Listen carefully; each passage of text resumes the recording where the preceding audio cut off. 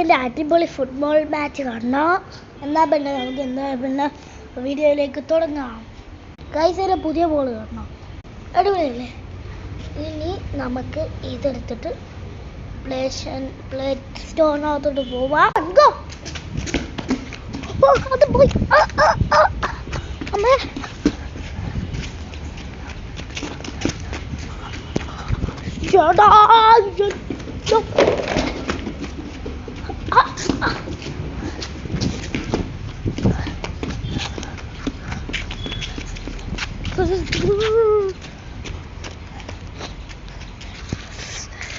നമ്മൾ ഗോൾ ചെയ്തു.